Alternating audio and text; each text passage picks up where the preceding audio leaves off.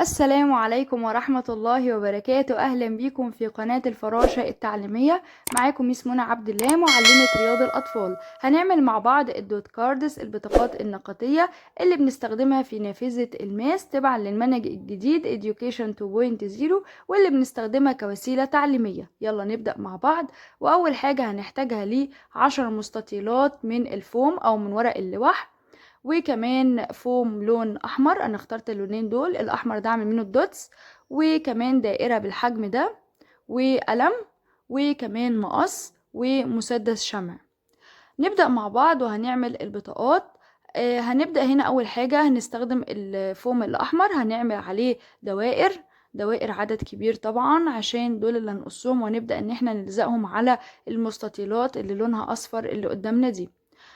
وطبعا نراعي حجم الدائرة اللي احنا هنرسمها على الفوم تبقى نفس حجم الدوائر اللي احنا هنلزقها على كل البطاقات. فانا هنا رسمت مجموعة من الدوائر وبدأت ان انا اقصها، وبعد كده رسمت مجموعة اخرى من الدوائر بنفس الحجم وبدأت ان انا اقصها، بحيث ان هي تكون كاملة معايا وجاهزة للزق على البطاقات اللي معايا على طول.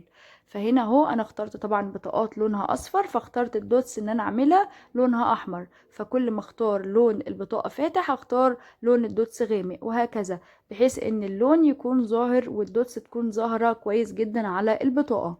فهنا بدأت ألزق 1 دوت، وبعد كده 2 دوتس، 3 دوتس، 4 دوتس، 5 دوتس، وهكذا لغاية 10.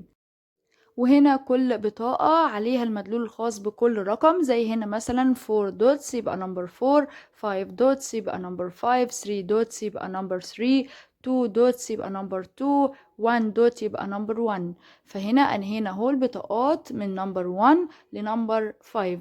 فنبدأ بعد كده ان احنا نستكمل باقي الدوت كاردز اللي معانا دي، ونكمل بعد كده من نمبر 6 لنمبر 10.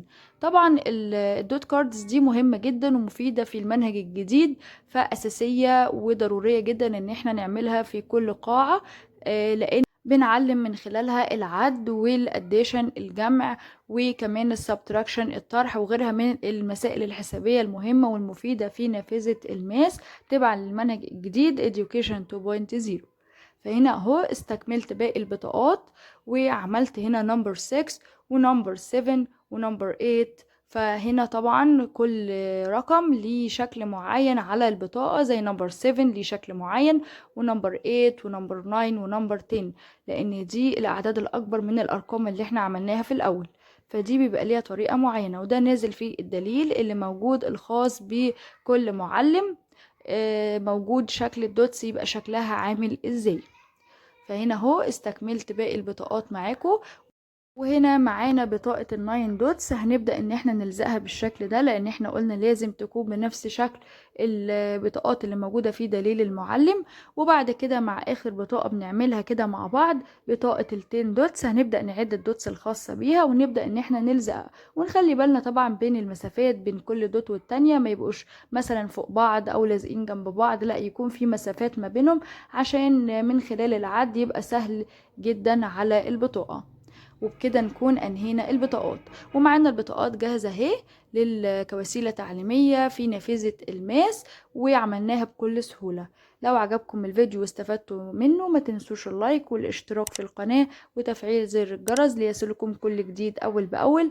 كان معكم ميس منى عبد الله، معلمة رياض الاطفال، والسلام عليكم ورحمة الله وبركاته.